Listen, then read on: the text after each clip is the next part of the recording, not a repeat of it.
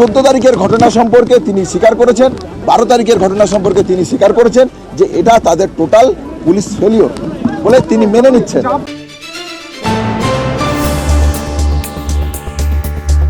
22 ঘন্টা পর অবশেষে রাত শেষ হয়ে সূর্য উঠল আন্দোলনকারী জুনিয়র চিকিৎসকদের। কিছুটা হলেও পিছু হটল পুলিশ, উঠে গেল ব্যারিকেড। 100 মিটার এগিয়ে গিয়ে লালবাজারের স্মারকলিপি জমা দিলেন আন্দোলনকারীদের 22 জনের প্রতিনিধি দল। সঙ্গে নিয়ে গেলেন প্রতীকী মেরুদণ্ডটিও, সেটি সিপিকে উপহার হিসেবে দিলেন তারা। প্রায় 1.5 ঘন্টা সিপির সঙ্গে ছিলেন প্রতিনিধি দল। লালবাজার থেকে বেরিয়ে তারা বললেন, পুলিশ কমিশনারকে আমরা প্রশ্ন করেছিলাম তিনি এই ঘটনায় নৈতিক দায়ভার নিচ্ছেন কিনা। জবাবে সিপি জানিয়েছেন তিনি নিজের কাজে সন্তুষ্ট, তবে যদি কোনো ঊর্ধ্বতন কর্তৃপক্ষ মনে করেন তিনি নিজের কাজে ব্যর্থ এবং তাকে যদি পদ থেকে সরিয়ে দেওয়া হয় সেটা তিনি হাসি মুখে মেনে নেবেন। আন্দোলনকারীরা আরও জানান, অবস্থান তুলে নিলেও বিচারের দাবিতে তাদের কর্মবিরতি এবং ধর্ণা চলবে।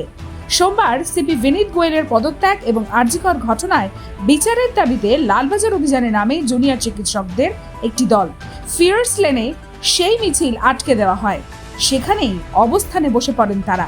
14 তারিখের ঘটনা সম্পর্কে তিনি স্বীকার করেছেন, 12 তারিখের ঘটনা সম্পর্কে তিনি স্বীকার করেছেন যে এটা তাদের টোটাল পুলিশ ফেলিওর বলে তিনি মেনে নিচ্ছেন।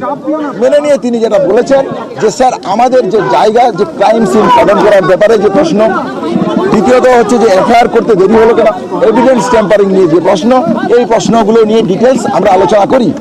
এই আলোচনার সদুত্তর এবং সদর্থক কোনো পদক্ষেপ আমরা সিপির কাছ থেকে পাইনি। আমরা আমাদের যে ডিমান্ড ছিল সেই ডিমান্ডে এখনো আসছে।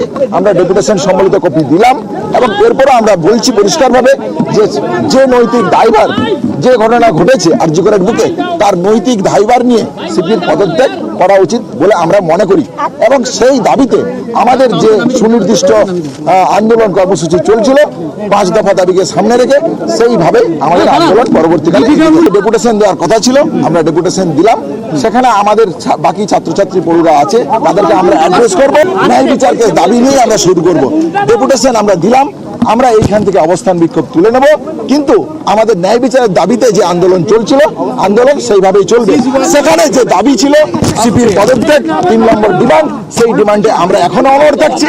আমরা মনে করি এই নৈতিক দায়ভার নিয়ে কলকাতা পুলিশের কমিশনার যিনি ছিলেন বিনীত গোয়েল স্যার, তার পদত্যাগ করা উচিত। আপনি যেটা বলেছেন যে আমরা ওনাকে শেষে প্রশ্ন করি যে উনি কি এই ঘটনার পার্সোনালি উনি কি নৈতিক দায়ভার নিচ্ছেন, তাতে উনি উত্তর দিয়েছেন যে উনি নিজের কাজে সন্তুষ্ট, তবে উনার কোনো ঊর্ধ্বতন কর্তৃপক্ষ যদি মনে করেন যে তিনি তার কাজে ফেল করেছেন এবং তাকে যদি তার পদ থেকে সরিয়ে দেওয়া হয় তাহলে সেই দাবিও উনি হাসি মুখে মেনে নেন। হচ্ছে যে ওনার কাজে উনি সন্তুষ্ট, তবে আমাদের দাবি মেনে যদি ওনারও কোনো ঊর্ধ্বতন কোনো কর্তৃপক্ষের মনে হয় যে ওনাকে সরিয়ে দেওয়া উচিত তাহলে উনি হাসি মুখে সেটা মেনে নেন। ব্যুরো রিপোর্ট, লটারি সংবাদ।